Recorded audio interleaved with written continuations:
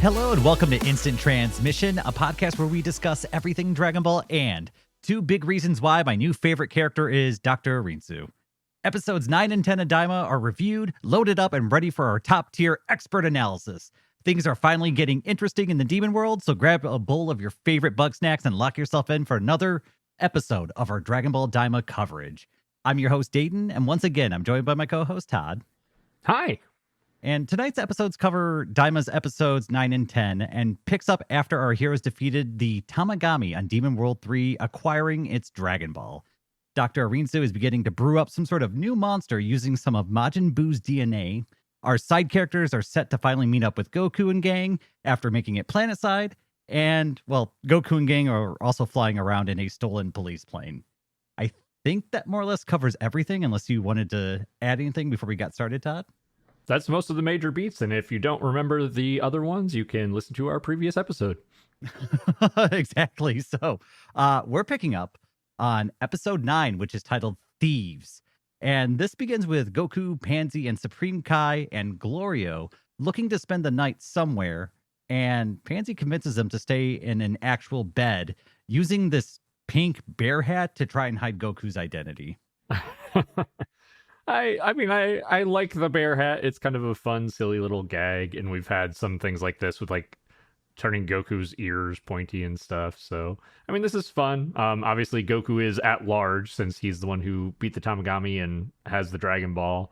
They also put the Dragon Ball in a bag, and then they enter into this inn and they get themselves a room. At which point, though, Goku pulls off the hat and we see some of the other Majin in the place kind of eyeballing them.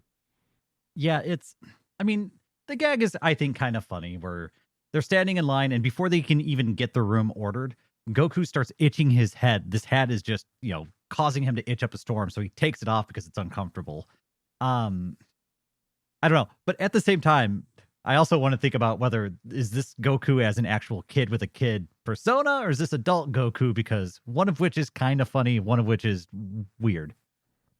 I completely agree with you. It feels very much like a kid Goku thing. I can't really imagine an adult Goku doing that. So I don't know. It's Goku's characterization in this is very inconsistent. So I'm not going to read too much into it. I laughed a little bit. But when he pulls off his hat, we see that there's some sketchy folks, a grayish, weird-looking guy with not much of a face, and a pterodactyl-looking guy that immediately eyeball him and figure out that this is likely the kid that defeated the Tamagami and probably has the Dragon Ball. Yeah, so they basically these other Majin come up with a plan effectively to steal the Dragon Ball, as we find out, but one of them starts a big fight and a ruckus in the common area, and as soon as they do that and Goku and gang kind of run out of their room, they give the signal to the pterodactyl guy to break into the room through the window, grab the Dragon Ball, and snatch it away and fly back out the window, which I gotta say, this whole thing feels silly and unsatisfying.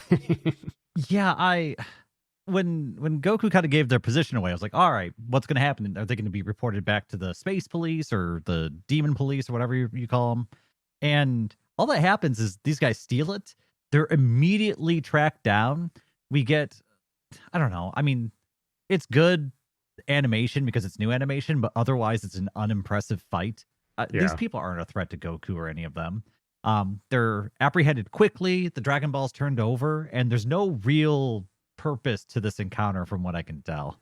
It also doesn't make sense to me that this pterodactyl breaks into their room, which they're basically, Goku and gang are pretty much like, they can see the window, like they're on the other side of the door to their room. And the fact that Goku couldn't like just quickly catch up with them or spot them or sense their key or any of that is kind of ridiculous to me. But the one good thing I will say about this is it gives a moment for Pansy to show her usefulness, as she's the one who planted a tracker on the Dragon Ball and uses an item very similar looking to the Dragon Radar that Bulma made to track it down. Yeah. So effectively at this point, it is a dragon radar because we're putting trackers on the Dragon Balls. So yeah, it's a dragon radar. Yeah. Yeah, more or less. It really feels But like a missed opportunity to do something different and cool. But you know what? Here's where we are.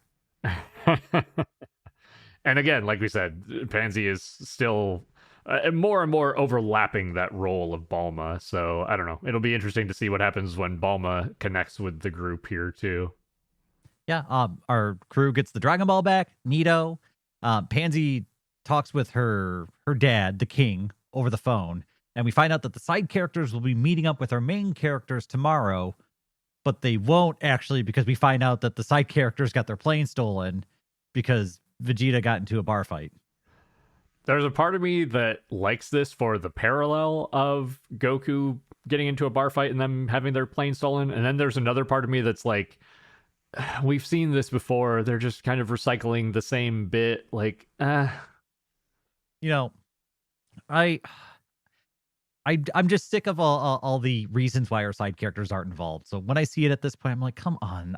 I do want to see Vegeta do something cool and Piccolo get involved, and I don't know. I don't think I laughed a little bit when I saw this. I was mostly kind of annoyed.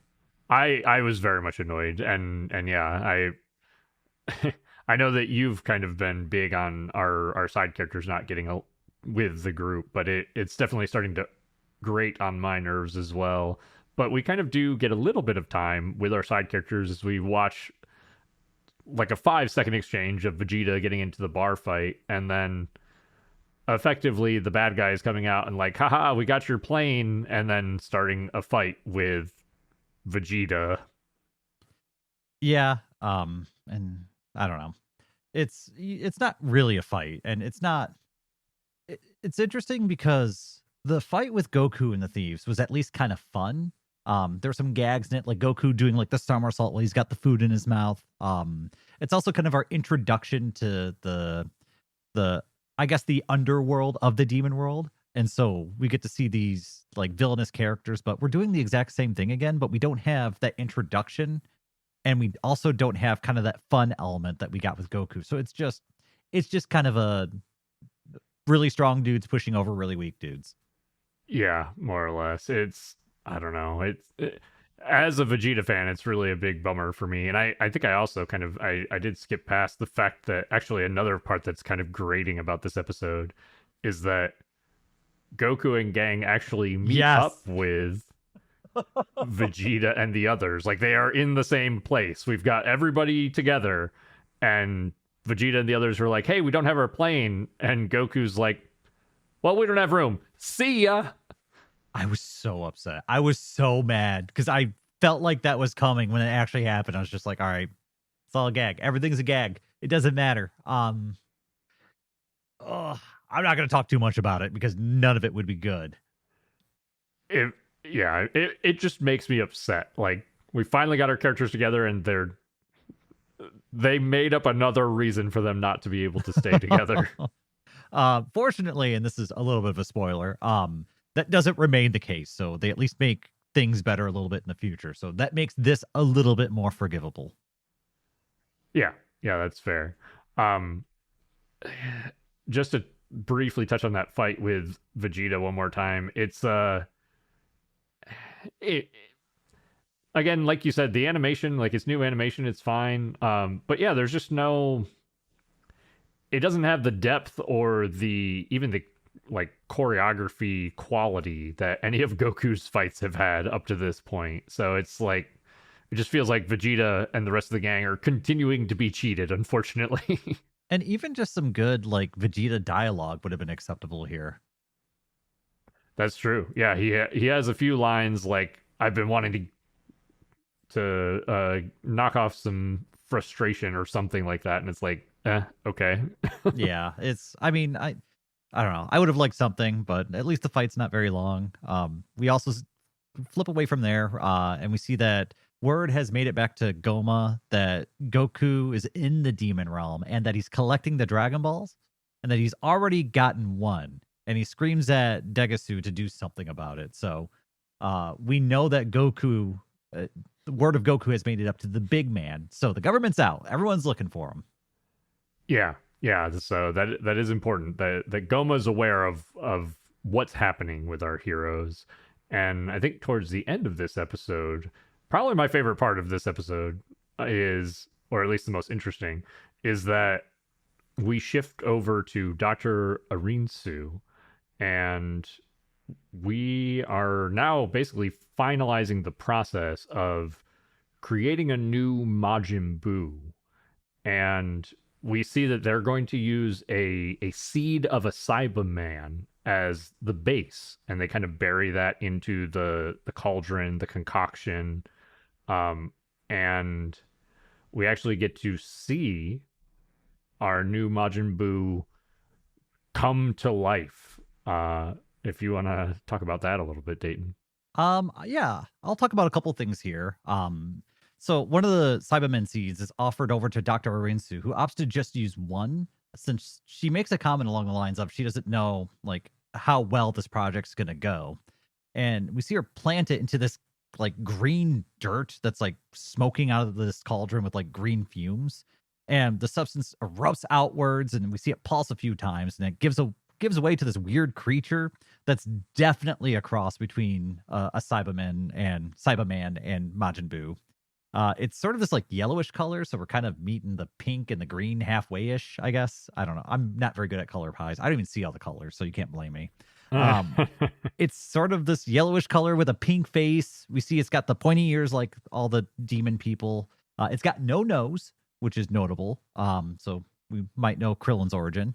And it's got the iconic like Boo pants, like the baggy white pants with the Majin symbol and the belt buckle, which I thought was interesting.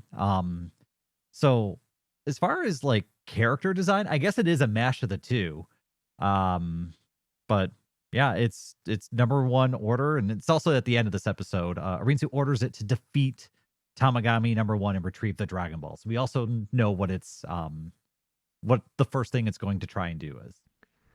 I'm not gonna lie, I hate this thing's design.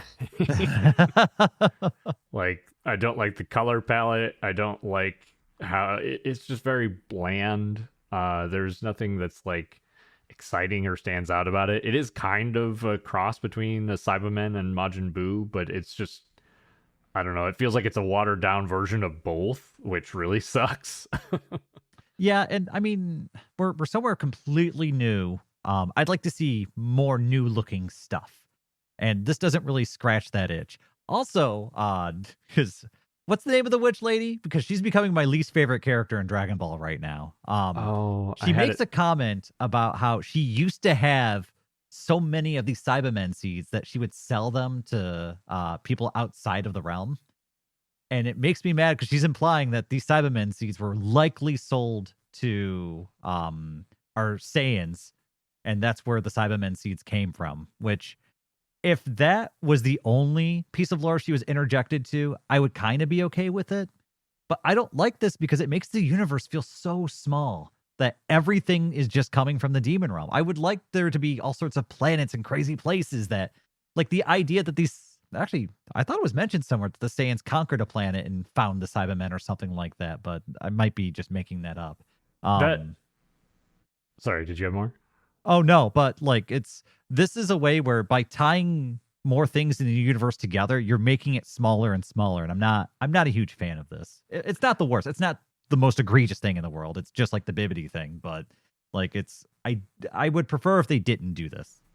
It's funny because I know that you didn't like the kind of effectively the retcon or expanding on the Bibbidi lore.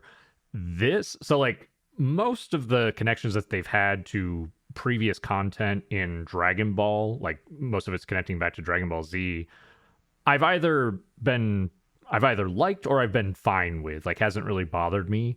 This is my least favorite so far. I hate this one. Really? Why does this one bother you so much in particular? So I think it's part of what you're saying in that it makes the universe feel so small, but we already knew a good bit of, or we knew some about Majin Buu's origin and about Bibbidi being a wizard who, created him, and that kind of got changed to where Bobbidi just went to a witch in the demon realm. And it's like, okay, fine, we're dealing with Boo, we're dealing with that story. So sure, you're elaborating on it and connecting it to other pieces. The Cybermen thing feels like a complete like fan service pull for no good reason. And like you said, with it almost feels like it's just kind of ruining some of the lore that we have for the Saiyans. Like, it makes more sense that the Saiyans who were going to other planets and conquering other races would have taken things from them. Like, that's much more interesting to me than the fact that they, for whatever reason, went to the demon realm to get these Cybermen seeds. I hate this so much. It feels weird. It feels very out of place and very forced. And it's also like they keep doing these retcons through offhand comments, and it bothers me because there's a lot of weight to some of these retcons, and they don't really give it the time of day that if they're going to retcon it, make it a little bit more convincing, or give me some more tie-ins here. Give me some more other than just, oh, that was me. And I think we mentioned this before. It's like when Frieza blowing up planet Vegeta kind of got retconned to where Beerus, Beerus either did it or gave Frieza permission to do it, I believe is what it was. He gave Frieza the order. So it basically took all of the blame off of Frieza. Like, it's that kind of retconning that just kind of happens flippantly, and I wish they would be a little bit more careful with.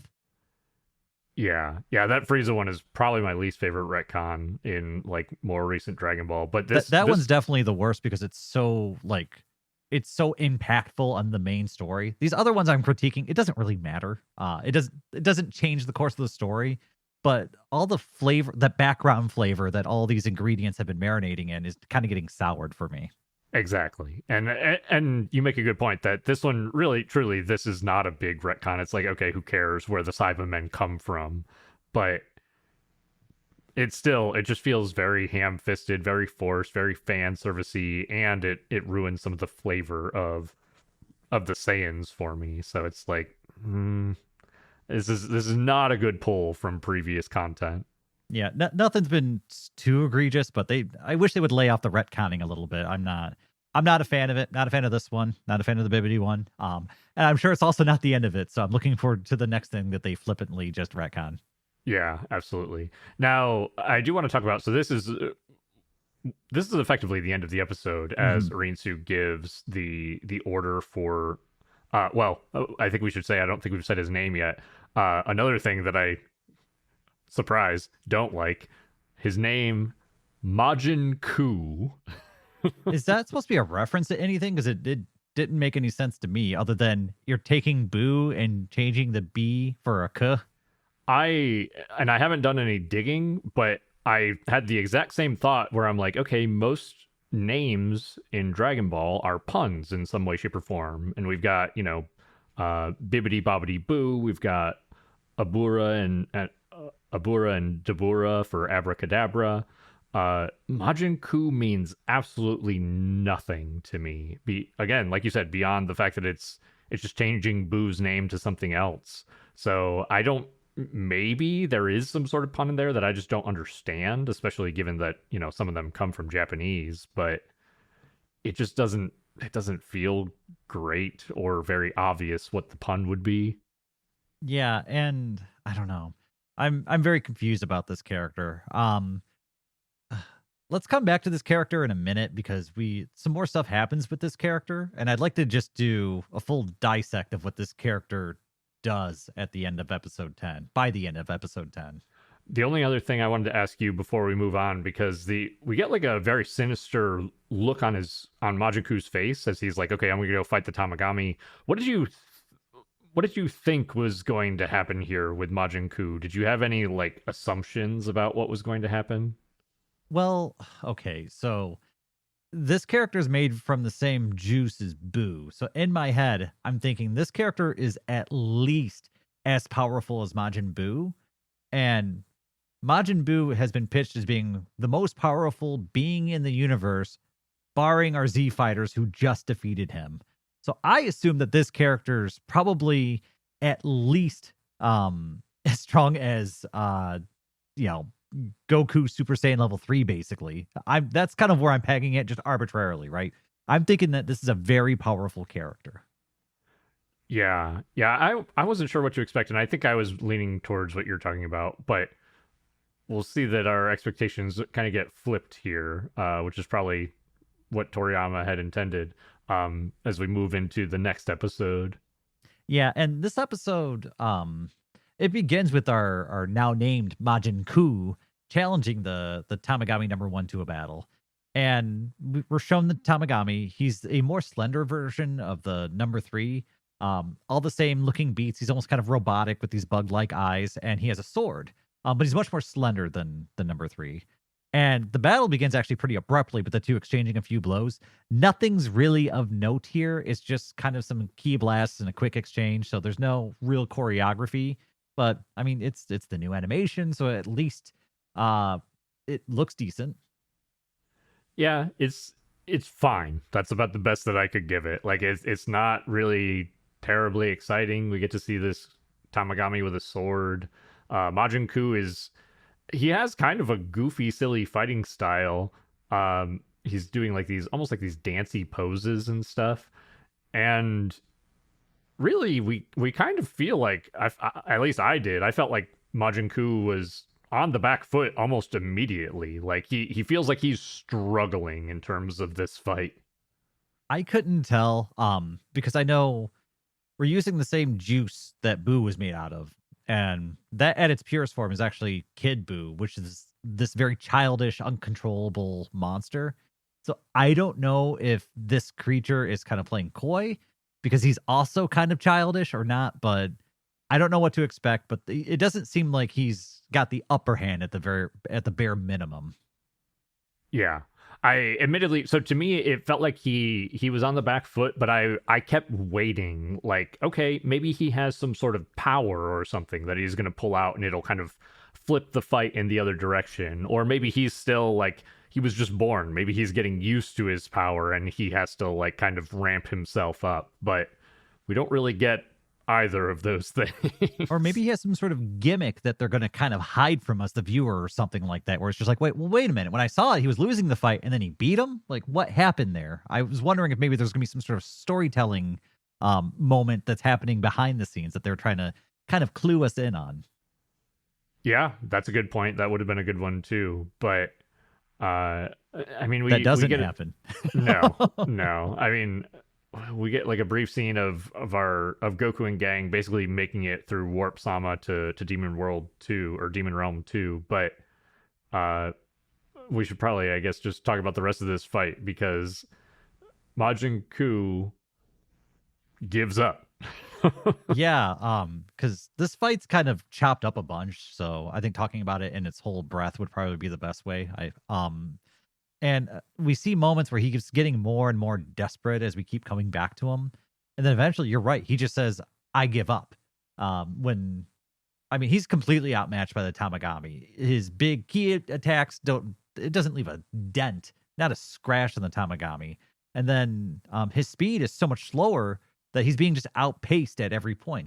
It's the things happening where the Tamagami's just kind of popping up behind him and Ku's not able to keep up with him. So it's not even a close fight. This Tamagami completely outmatches Ku. And I mean, to put things in perspective, I assume that all the Tamagami are of similar strength. But in typical Dragon Ball fashion, I'm guessing the third's the weakest.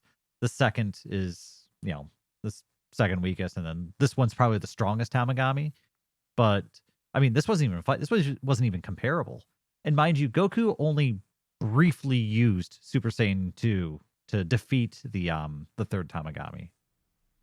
Yeah, 100%. And yeah, I assume the same about the Tamagamis, that they kind of ramp up in strength. Yeah, I mean, Majin Ku was pretty much completely ineffective against Tamagami number one.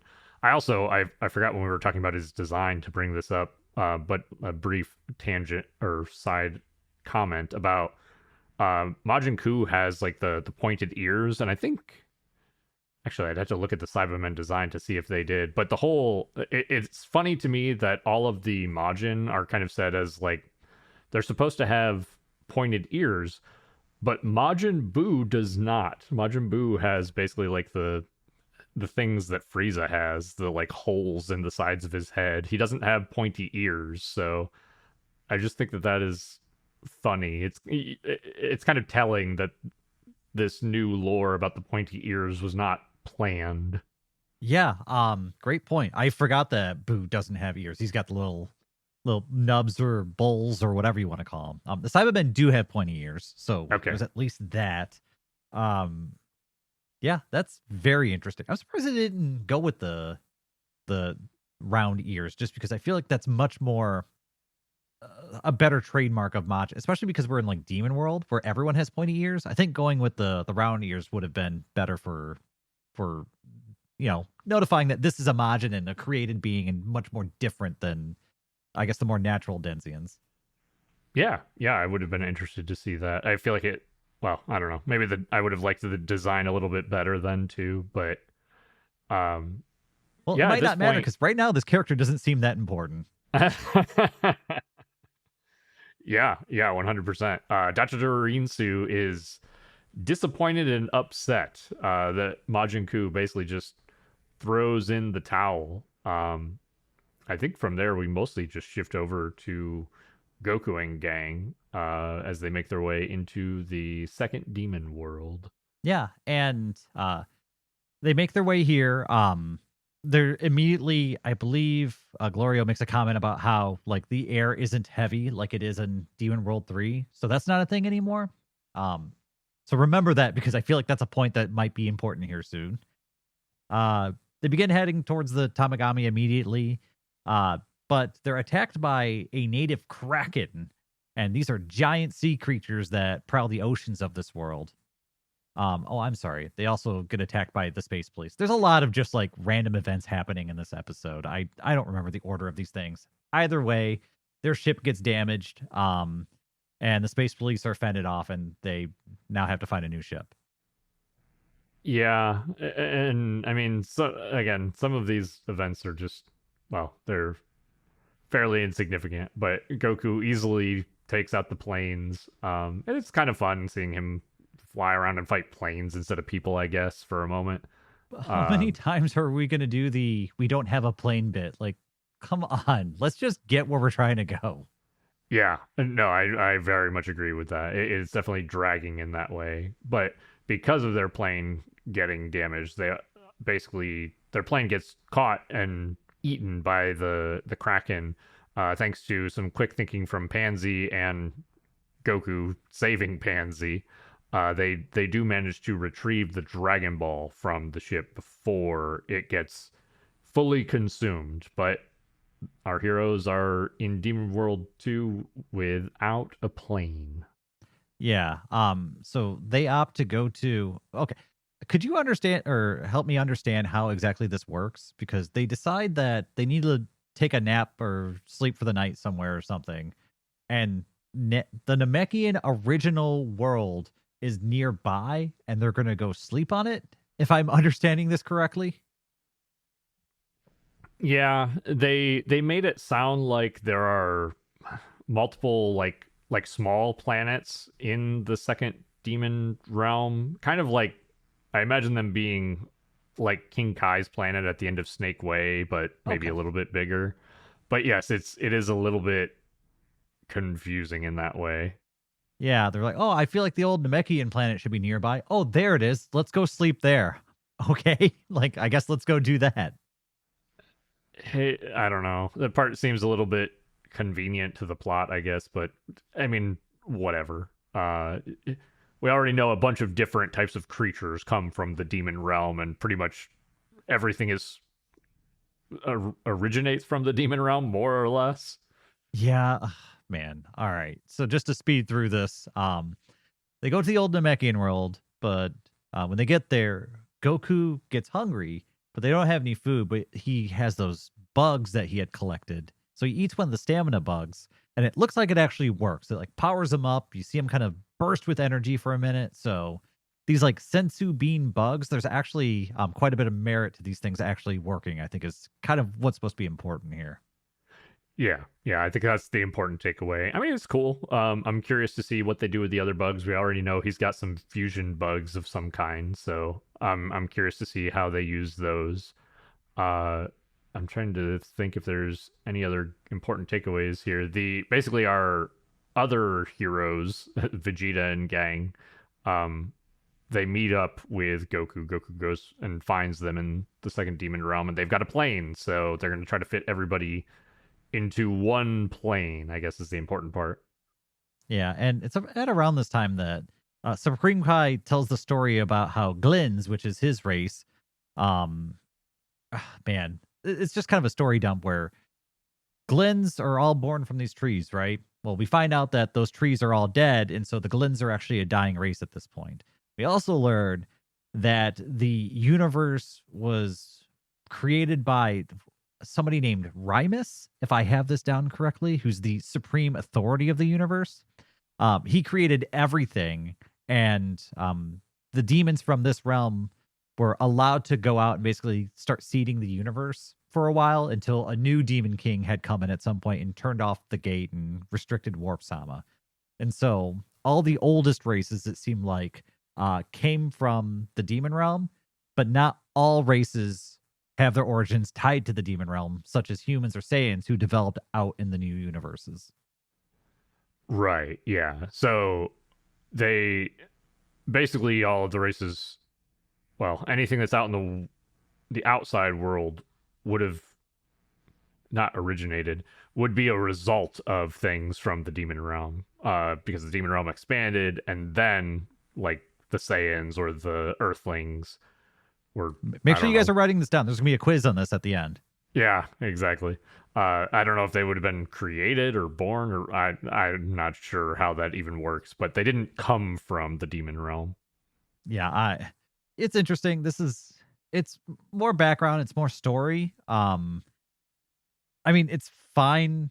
It's getting there's kind of been a lot of story dumps so far, so it's kind of blending in with everything else. I don't know if I feel one way or the other about it. Especially with the events of Super that happen later that would chronologically take place, I believe, after Daima, and how I don't think I've heard of Rymus at all through Super. And so it makes things kind of weird for me. I'm not sure what to think. So I kind of want to talk about that and the characters involved here in this story for a little bit, because the only the interesting part about seeing Rymus, because they give us at least still visuals of some of these characters that they're mentioning. Rymus looks just like Zeno-sama, but an adult version. It almost looks like you could probably infer that this is Zeno's father or father-like figure in some way, shape, or form. He's like a small little blue guy with like mustache and little tuft of hair. Very, very Zeno-sama in design. Uh, and then the other thing too is that the Demon King that you were talking about, Dayton, that kind of closed off the demon realm was Dabura's father, Abura or Abura, however they're deciding to pronounce it. And we do get a visual of him too. He looks, I mean, he looks kind of like Dabura, except he's like a much more round, rotund devil sort of looking character. But otherwise, very very similar in design.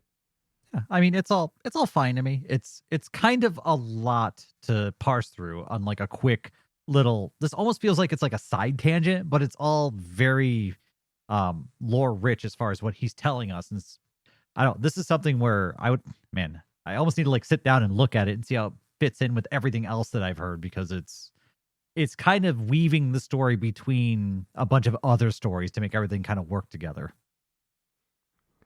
Yeah, yeah. I know that you said that you kind of have some issues with the way that they keep doing these info dumps. I'm like kind of, I don't know. I don't really like, it's not my favorite way of them giving information. I like that Shin is getting to be useful for something, I guess. And I do like that we're getting more lore and kind of expanding on the worlds. I'm not sure if it's my favorite lore necessarily, but I like getting to know more about the demon realm. Yeah, it's fine. It's whatever. I'm sure. I mean, for any of you lore nerds out there, I'm sure this is all juicy stuff. I'm not huge into how everything works together, but at least they're trying to add some, um, I guess, fill in some of the gaps here. Yeah, yeah, and that part is good. I think we're pretty much butting up against the end of this episode. This is episode 10. So the only other detail here, I think, is we see, I mean, we're all on this small planet Namek, and we see a Namekian making his way towards the plane of our heroes as they're getting ready to take off. And we see it is very clearly Neva, and he's got kind of this big grin on his face as he approaches, and that's basically the cliffhanger that we are left with at the end of the episode. I like that. He's definitely not right in the head, so I'm sure he's up to no good, which I'm looking forward to. I wish we would have gotten some of that this episode because man, I needed some content. I'm not gonna lie. I thought I wanted a little bit more after watching these 2 episodes. The pacing, man. I've enjoyed what we've gotten out of Daima, but they're in what is supposed to be such a condensed story. With I think we're only supposed to get 20 something episodes.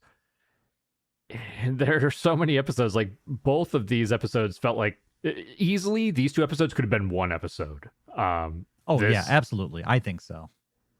There's just so much fluff, and there's so much that is just like not pushing the story forward. Like I didn't really need more of the police basically attacking our heroes. I mean, it makes sense as far as the world goes, but didn't necessarily need that. Didn't necessarily need the Vegeta fight. I mean, if it would have been a cool fight, I would have been excited, but it was meh. I mean, the Majin Ku fight was fine and probably necessary in some ways, I guess, but that also doesn't really go anywhere. It's just kind of like it kind of fakes us out as the audience. And then stealing the Dragon Ball, while that makes sense in the world, the stealing of the Dragon Ball bit was such a waste of the entire first half of that episode.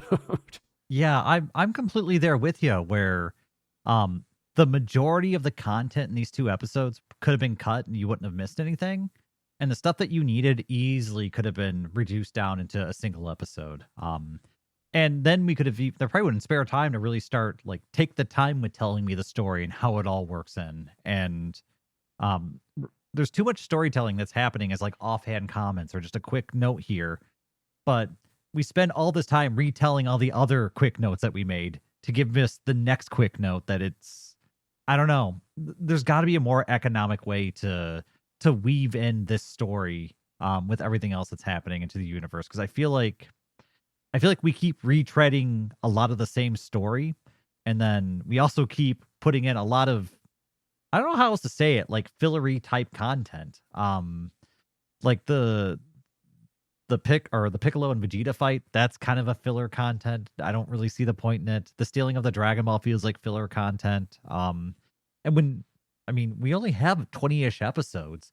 Do we really have time for filler content? Especially because there's so much cool stuff in this brand new universe they could be showing us and talking about and striving towards. So, I got to say, these 2 episodes are not very content rich. They're also not very story driven.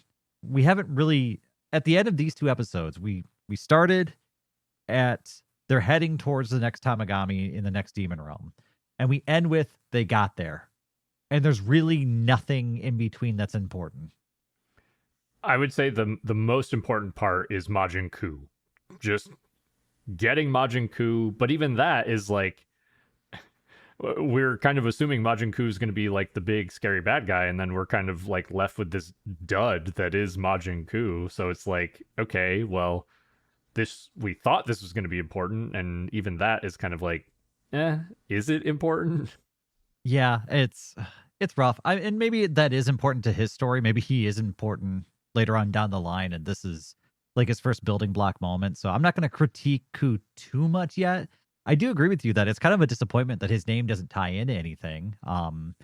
just because that's such a trademark of Toriyama's work. It's weird having a character that doesn't have any puns or rhyming schemes or anything going on with it that at least I'm aware of. But like you said, it could just be something that we're not aware of as of just yet. But yeah, I would have liked a little bit some more economic storytelling. I would have liked the important points to have been condensed a little bit more into one episode, then the less important points to kind of be pushed off and maybe not done. But yeah, after these two episodes, not impressed with them, but at the same time, we did get some of the best fighting I've seen in Dragon Ball in a long time in episode 7. So I don't mind. I can understand us hitting a low point because we just came off of such a good high point with the last couple episodes. Yes, definitely. And I feel like that's a pretty common formula for Dragon Ball. So, I mean, we did come off of arguably one of the best fights that I've seen in Dragon Ball So period. In I think episode 8 there. So, yeah, we're on like a downward or at least there's a dip, a bit of a valley in terms of like the action or quality and stuff like that, which is fine. I get that not everything can be as awesome as that Goku Tamagami fight. And then another thing, I was just now doing some digging for Majin Ku. Apparently, it is at least a little bit of a pun, where Ku means to eat. So it's kind of like alluding to the fact that, I mean, the idea that Majin Buu was always like, he would turn things into chocolate and eat all the stuff. So, but even then, we haven't seen Majin Ku eat anything. I don't think. Maybe we'll understand later. At this point in time, even if it means to eat, I don't know where that fits in with everything else. I mean, I don't know. Maybe the answer will be revealed later on, and we just need to be patient, and it'll all make sense in an episode or two.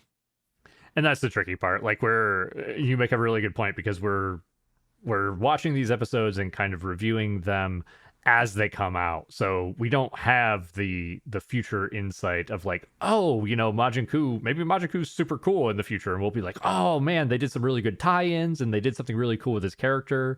But we don't have that insight right now. So right now we're just kind of like, yeah, it's wait and see. We have our concerns, but all that could be addressed. Everything could be the way it needs to be. Maybe the feelings we're feeling right now, we're supposed to be feeling that way. We've been written into a little storyline trap where we're supposed to be critical of this character, and then he comes out and does something awesome later on.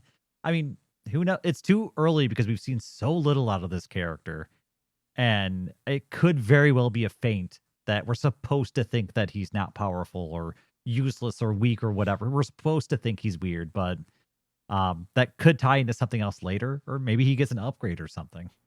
So, and you've mentioned a few things. I actually want to talk about that briefly. Do you have any like thoughts or hypotheses about what they're going to do with Majin Ku moving forward? Man, I guess off the top of my head, without really sitting down and thinking about it, I think Majin Ku could be something that Dr. Arinsu kind of keeps tinkering with. I think he could be this project that Arinsu works on where she continues to exchange control for power, and he becomes a destructive force very similar to Kid Buu, would be my off the top guess. Yeah, and I think that definitely makes sense, right? Based on what we've seen so far. I wouldn't be surprised to see that happen. I'm going to say this is kind of a hypothesis out of left field, but I think that they might, based on the personality that we've seen from Majin Ku so far. He's pretty friendly. Like, he's pretty easygoing, and he's just like, oh, I wasn't strong enough to beat that guy. Sorry.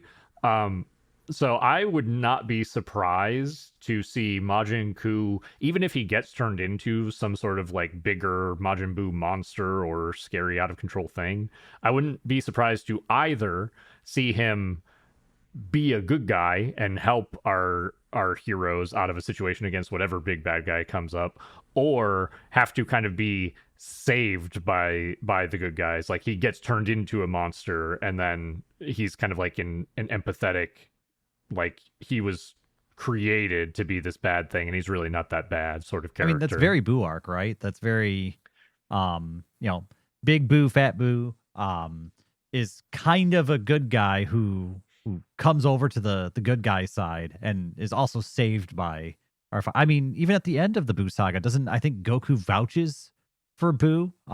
Actually, I think Mr. Satan gives his case, and Goku eventually goes along with him for saving Boo. Yes. Because I think Vegeta was going to wipe him out, and then Mr. Satan was just like, don't do it. Like, he's a good guy, I promise. Yeah, that's true. Yeah. I mean, in addition to so that was for like Fat Boo or Majin Buu. And then even for Kid Buu that Goku destroys with the Spirit Bomb, Goku asks King Yama, basically gives a prayer or a wish for Kid Buu to be reincarnated, and he is as Oob later. So, ooh, that's a good question. Does Oob come into play during any of this? That would be very interesting. I don't think he does, but he does have a weird connection to this since he is the reincarnation of a Majin. I agree. I don't imagine that he will. But yeah, it would be interesting even if they did like a little like nod or cameo to that sort of detail. But I don't think that we'll see that. Oh well. I just had to think about it. There's a lot I'm waiting to see out of Ku. It's hard for me to make any judgment now. And we really don't know the full extent of what Dr. Rinsu is planning. So it's hard to figure out like what her next step's going to be. So we're kind of in the dark about a lot is what it feels like. Definitely. And I mean, I like that. I like asking questions. I like kind of making guesses at what might happen moving forward. So I mean that part of Daima I've liked quite a bit so far, because we're kind of like slowly being drip fed as the audience these more and more details about what the primary conflict is. I mean that it's easy to see like Goma turned them into kids. He stole Dende. They need to turn themselves back into adults and get Dende back. But there's a lot more going on in the mix with Arinsu and Majin Ku and all of that. Yeah, we're still at the wait and see. These 2 episodes didn't really give me a whole lot more to work with. It just gave me Ku to ask questions about. I think that's most of my thoughts surrounding these 2 episodes. Was there anything else you wanted to talk about? I'm just to summarize mine too. I think these are probably 2 of the weakest episodes in Daima so far. But I will say that I've also been really enjoying most of what we've gotten from Daima up to this point. And I have a feeling that we are probably in one of the lowest valleys, and we're probably on our way up moving into the next episode. So I'm excited to see what they do like with the next Tamagami and what they do with Majin Ku moving forward. Yeah, I'm right there with you. Like I said, these aren't my 2 favorite episodes, but I think I'm right with you where we just came off of great episodes. So there's always that dip afterwards. So I'm just going to go ahead and wave on through these ones, and I'm looking forward to the next ones we get to review. Yeah, 100%. I think that pretty much brings us to the end of our thoughts. So that's going to be it for this episode of Instant Transmission, where we discuss everything Dragon Ball. This has been your host, Todd. And Dayton. Don't forget, we're on Patreon and Discord. If you want to put a little abracadabra in our stockings for the holidays, you can find us at patreon.com/ITDBpodcast. The Discord link will be in the episode description, but you can also find it and all of our other links at linktree/ITDBpodcast. That's linktr.ee/ITDBpodcast. Thank you all so much for your support.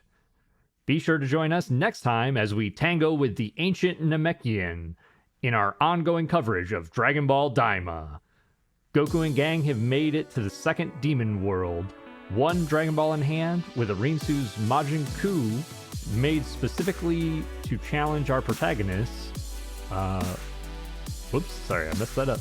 While Arinsu's Majin We're doing Ku. it live, folks. That's right. while Arinsu's Majin coup, made specifically to challenge our protagonist, seems to be a bit of a bust. Will Majin Coup be scrapped as a failed project, or will he serve some other purpose for the Doctor? What are Neva's intentions by approaching our heroes? Will Hybis ever get to go to the hair salon? Find out next time. And to all our fellow Dragon Ball fans, stay safe out there, and remember to keep rocking the dragon.